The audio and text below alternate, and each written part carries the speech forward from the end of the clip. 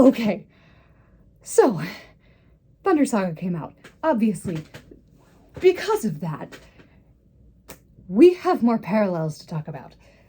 Okay, we'll start with things that I noticed after I made my last video, so it's in prior sagas, and then we'll get into my little rants about Thunder Saga stuff. Okay, first of all, like the first two measures of music for Puppeteer, so like not when they start singing or anything, but literally the first two measures of music that you hear, it's totally full speed ahead, guys, right? I'm not crazy. They're playing the melody of Full Speed Ahead for like two measures, and then it goes into like Odysseus' theme or whatever it is, and when he starts singing, right? I'm not nuts. That's what that is, right? If I'm wrong, sorry, but I could have sworn that those first two measures of music are Full Speed Ahead. Second. Oh yeah, this is in the vein of my little rant about polities in the last one. We're just gonna come right out and say it. Keep Your Friends Close is not my favorite song in the musical.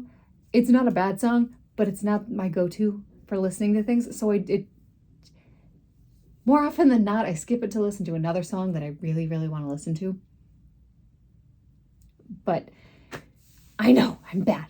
But anyway, it literally has a line in it where it says everything changed since polities, and my little polities loving brain went, oh, yes.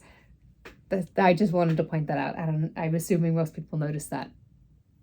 They said that, but I just wanted to point it out because the impact polities has on the stories, despite being in there for only one saga, is the best. Okay. Thunder Saga things, because there are some Thunder Saga things. There's like 3. One of them is going to be a full rant. Okay. First thing that I noticed. In Different Beast, when it gets into the chorus, like, we are different beasts now. We are the ones who feast now. And my brain went, because when I listened to it probably a solid 2 or 3 times, just processing the music and the emotion and all of the things that were happening. And then I could process the lyrics by like the 4th or 5th time that I was listening through it. We're not going to talk about how many times I've listened through it since it came out. But anyway, it says we are the ones who feast now. And when I processed the line, I went, oh, that's like the Cyclops.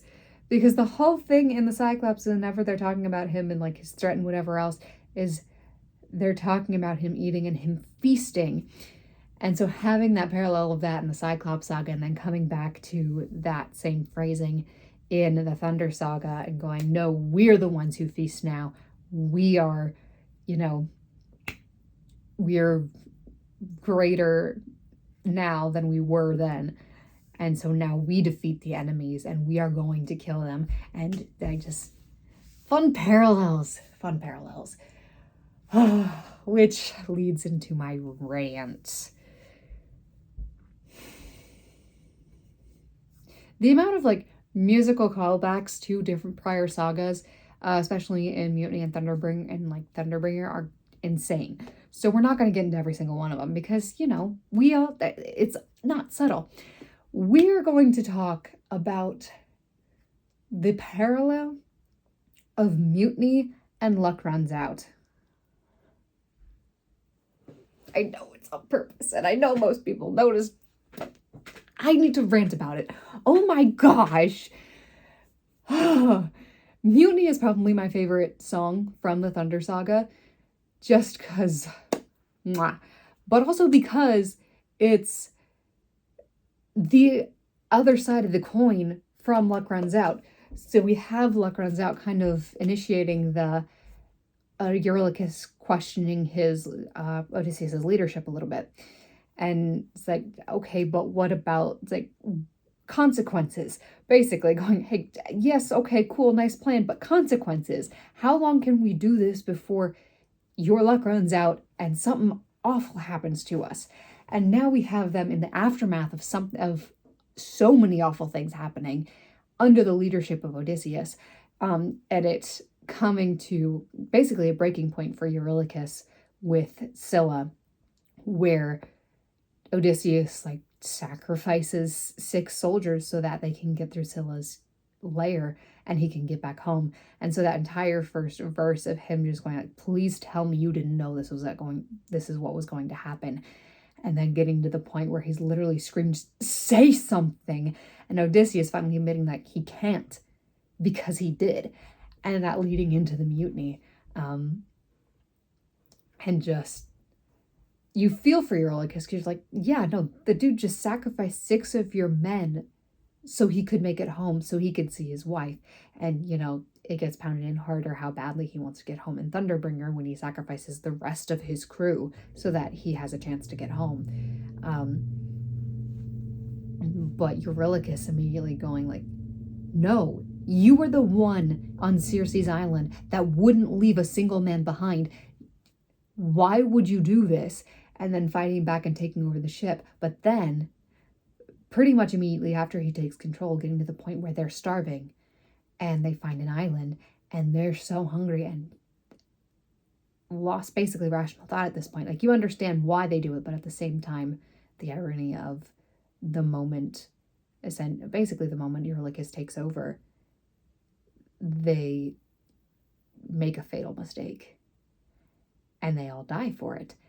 And it's like, man, yeah, Odysseus sacrifices them, but also they kind of bring it on themselves because despite Odysseus, you know, trying to tell them, it's like, we can't do this. Remember what happened with the sheep, with the Cyclops? It'll happen again, but this time 10 times worse because it's not just a Cyclops' herd, I guess. It's an actual god's herd of livestock. We can't do this. And then Eurylochus giving into his hunger and, you know, killing one or more of them.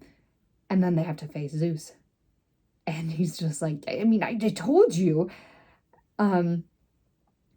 But yeah, just the parallels of that and having that realization of, yeah, Eurylochus took over and you completely understand why he had this mutiny. And you're like, I mean, Odysseus is turning into a not great dude. I mean, leads into that with the monster at the end of Underworld Saga, but you're thinking more monster towards their enemies, not necessarily towards his crew, which we're seeing. Because we see, yes, in different beasts, he slaughters all the sirens, he cuts their tails off and throws them back into the sea. So it's like, yeah, no, he's going to take out all the enemies. And then also the realization of, no, he's also willing to sacrifice his men for what he wants. It's to the point where he is becoming a monster to everyone except himself. And, you know, sort of. Because he also implies in Monster that he's been a monster to everyone except himself because he's not been brutal. But it's the same concept, but pulled to the full other side of the pendulum. We have him on this side where he's like, am I a monster to everyone except myself because I'm being too merciful? And now we're on the other side of that pendulum and that spectrum where he's kind of becoming a monster to everyone except himself because he's so ruthless. And he's so, at this point, very self-centered to where he's like, I need to get home. I need to see my wife. And that desperation, which was probably rekindled by the siren pretending to be Penelope. So it's just so cool to see one, Odysseus' development but also the development of like the melody of Luck Runs Out, because that's the main melody that's happening in Mutiny. There's like Full Speed Ahead is happening, Just a Man happens a little bit, but the main one that's playing throughout the song is Luck Runs Out. And so having the two sides of that coin, where it's like before all of the crap happens, like before anyone dies, besides Polites, and then after it's down to like 43 men, well, 37, I guess, because the 6 died in Scylla's cave. After they're down to like 37 men, and having the two sides of that, and basically Eurylochus coming to his breaking point and taking over. And then Thunderbringer, which is just, there's several situations in this musical where the two of the songs blend so perfectly into each other. They're basically just one song. Like Survive and Remember Them, they go so perfectly into each other that like if I'm listening to it straight through on Spotify, I don't even know when the song changes because it just perfectly leads through. Same with Done For in Other Ways, because it leads straight from the I don't know what you mean into the melody of Other Ways. And it's the same way with Mutiny and Thunderbringer. There's like a 1 or 2 second silence, which breaks up the flow a little bit, but they lead so perfectly into each other because it's like, this happened, now this is happening right away. There's no scene break in here, it's just music. Whereas like between Different Beast and Scylla and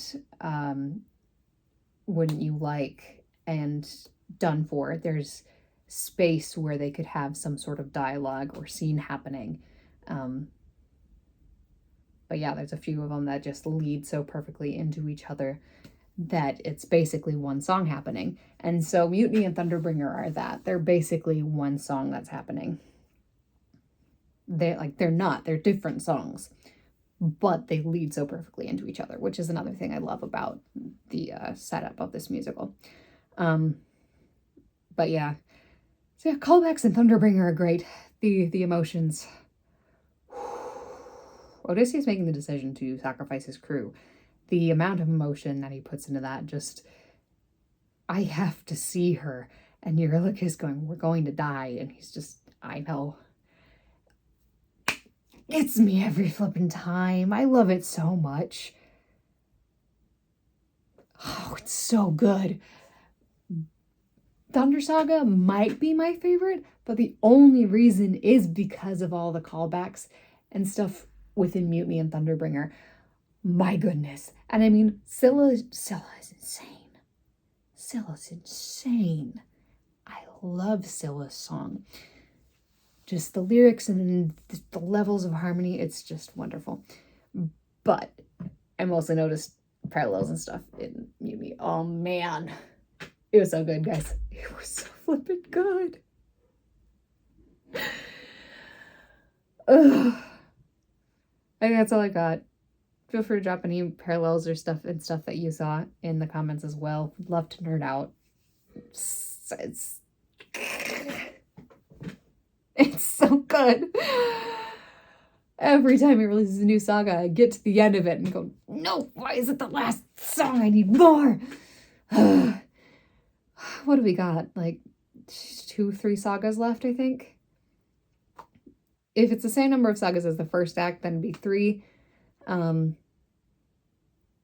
Sounds like Calypso's Island yet, him getting back home. I don't know if there's anything in between there. Like, I follow him on, like, YouTube. But I'm not super into it, like, basically internet stalking him to find out what everything is and where, and I was a little late to the party anyway. So I don't actually know all of the details of what's happening. Anyway, I'm done rambling. Feel free to share your thoughts, requests, recommendations, whatever, in the comments. I post videos on this channel every Wednesday, Saturday, sometimes randomly in between if I get the urge, and then on my audiobook channel on Thursdays. I'll see you all next time.